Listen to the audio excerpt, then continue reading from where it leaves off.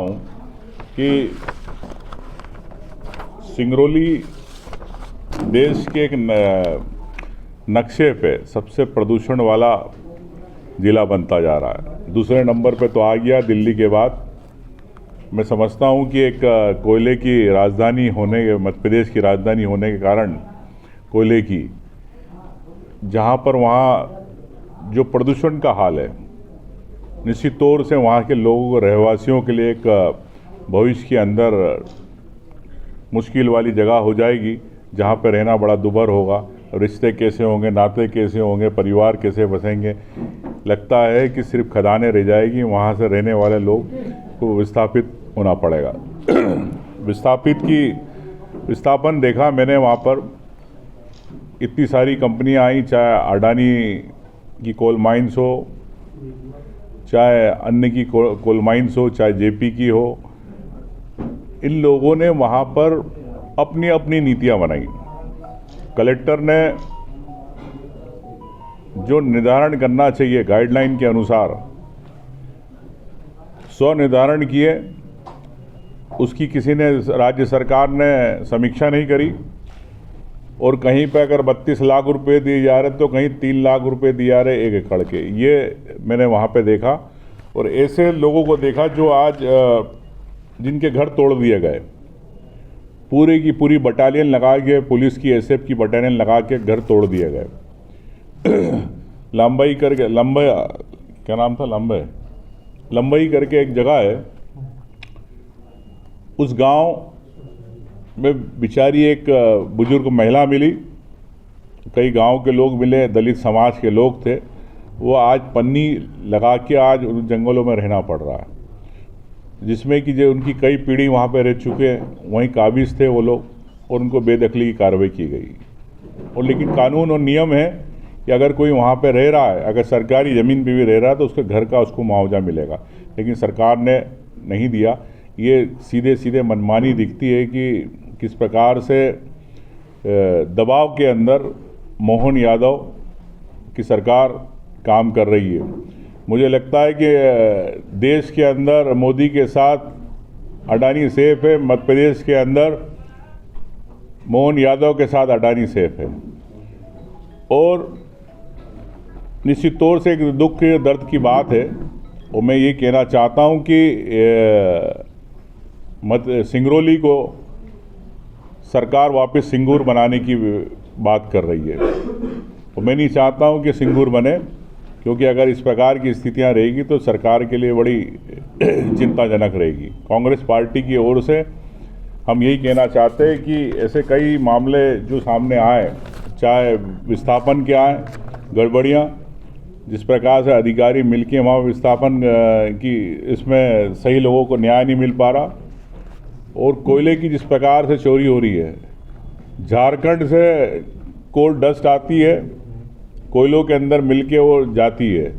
तो ये भी एक कोल इंडिया की एक सामने आई बात। तो ऐसे कई घोटाले जो सामने देखने को मिले, इसकी मैंने प्रशासन से भी सुबह चर्चा करी थी, उनसे भी पूरी जांच रिपोर्ट मांगी है, उन्होंने उनका पक्ष रखा। लेकिन मैं समझता हूं कि इसको मध्य प्रदेश में विधानसभा में भी उठाएंगे, और आने वाले समय में कांग्रेस पार्टी को आवश्यकता पड़ी तो वहाँ की रणनीति के अंदर आंदोलन भी करेंगे। रीवा संभाग के अंदर 50% बोनी नहीं हुई, डीएपी खाद नहीं मिली। तो मैं सरकार से जानना चाहता हूं कि बहाना करती, इनके कृषि मंत्री को तो पता ही नहीं खाद कौन देता, लेकिन सरकार पिछले 4 साल से बहाने कर रही, यूक्रेन में, रशिया में युद्ध चल रहा है। लेकिन मैं सरकार से जानना चाहता हूं कि भारत सरकार ने और मध्य प्रदेश ने कई बार देश के अंदर इंपोर्ट हुआ, आपने चाइना से भी इंपोर्ट किया, अमेरिका से भी इंपोर्ट किया, मोरक्को से भी इंपोर्ट किया, अन्य ऐसे कई देश हैं जहां से आपने खाद इंपोर्ट करी। तो क्या है, क्या सरकार के पास पैसा नहीं था किसानों के लिए? मुख्यमंत्री जी लंदन में घूम रहे थे, उसके पहले शिवराज जी गए थे तो अमेरिका की सड़कों के गालों की तरह बिल्कुल चिकनी सड़क बता रहे थे, और ये डायनासोर के अंडे देख रहे थे वहाँ पे लंदन में। लेकिन मैं चाहता हूँ कि अगर मुख्यमंत्री जी अन्य देश में जाते हैं जहाँ से खाद आती, तो निश्चित तौर से प्रदेश के किसानों का आंसू पोंछ पाते, आप समय पे खाद दे पाते। तो झूठी बात करने वाली ये भारतीय जनता पार्टी की सरकार निश्चित तौर से कभी किसानों के हित में बात नहीं करना चाहती। यही कारण है कि आज आपके यहाँ 50 से 60% अगर बोनी नहीं हुई है, तो इसके बारे में भी हम 16 तारीख को जो जनहितैषी मुद्दे हैं उसको लेके घेराव करेंगे। खाद भी एक उसमें एक महत्वपूर्ण मुद्दा रहेगा। मैं कहना चाहता हूँ अब जिस प्रकार से गए बार आया था, मैंने देखा कि कोरेक्स का तो यहाँ पर व्यापार चल ही रहा है। इसके अलावा ऐसे कई मामले हैं कि जिसका आपके यहाँ पर उप मुख्यमंत्री जी जो बुनियादी विकास की बात करते हैं और अस्पतालों की बात करते हैं, तो जिस प्रकार अस्पतालों की स्थिति ऐसी है कि दवाइयाँ मरीजों को मिल नहीं पा रही।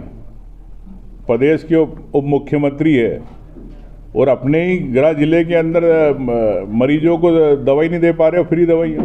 जो कुछ प्रमाण भी आए, कुछ लोगों ने मुझसे शिकायत भी करी कि हमें मुफ्त की दवाएं नहीं मिलती। तो उप मुख्यमंत्री जी से कहना चाहूँगा कि आप अपना गृह जिला तो संभाल लो, अगर प्रदेश नहीं संभल रहा। दूसरा, जो आपके स्वास्थ्य विभाग में घोटाले चल रहे हैं, जांचों के नाम पर पूरे प्रदेश के अंदर कई 200-300 करोड़ रुपए जांच सैंपल ब्लड टेस्ट के नाम से जिन कंपनियों को काम दिया जा रहा है, क्या वो कंपनियां सही जांच कर रही है कि फर्जी नाम से उनके नाम से पैसे सैंपल के निकाले जा रहे हैं? इस पे उप मुख्यमंत्री राजेंद्र शुक्ल जी बताए। और अगर उसमें अगर किसी को कमीशन जा रहा है तो किन को जा रहा है, ये भी उप मुख्यमंत्री बताए कि 300 करोड़ रुपए अगर जा रहे हैं उस कंपनी को इसके बदले, तो ये समझना चाहिए कि इसके पीछे कौन है। साथ ही उद्घाटन कई हो रहे हैं, सीतापुर हनुमान सिंचाई परियोजना की एक महत्वपूर्ण घोषणा थी उप मुख्यमंत्री जी की। 4,167 करोड़ का बजट स्वीकृत किया गया, लेकिन इसमें जो है मऊगंज, सीधी, सिंगरौली किसानों की हालत सुधारना, इस परियोजना में 653 थे सुविधा मिलेगी, लेकिन ये स्थिति आज क्या है ये उप मुख्यमंत्री बताएं। और रही बात प्रदेश के अंदर जिस प्रकार से कर्जे लिए जा रहे हैं, कर्ज लेके प्रदेश के युवाओं के लिए नौकरी के द्वार नहीं खोले जा रहे, प्रदेश के किसानों को खाद नहीं दी जा रही, कर्ज लेके प्रदेश की महिलाओं को आपने जो सपने देखे 3,000 देने के, वो आज नहीं मिल रहे। आपके यहाँ धान की जो खरीदी की इन्होंने बात करी थी 3100 रुपये में, वो धान आज भी इन्होंने नहीं खरीद रहे और ना खरीदेंगे। तो मैं समझता हूँ कि भारतीय जनता पार्टी की सरकार की जो 13 दिसंबर को 1 साल होने वाले विकास के नाम पर विफल रही है, जो वादों के नाम पर विफल रही है। तो निश्चित तौर से अधिकारी मैंने जो देखा, कई अधिकारी तो ऐसे हो गए हैं कि जो भारतीय जनता पार्टी के बिल्कुल गुलाम हो गए।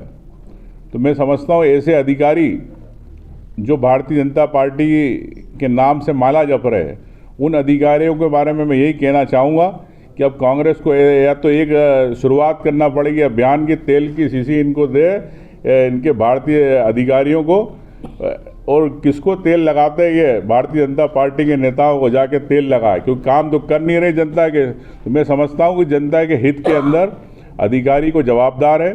जो ऐसे अधिकारी निश्चित तौर से, कई ऐसे अधिकारी हैं जो निश्चित तौर से गुलामी कर रहे हैं, तो मैं समझता हूँ कि उनको भारतीय जनता पार्टी का एजेंट ना बन के सबके जनहित के अंदर काम होना चाहिए, ऐसा मैं समझता हूँ। एक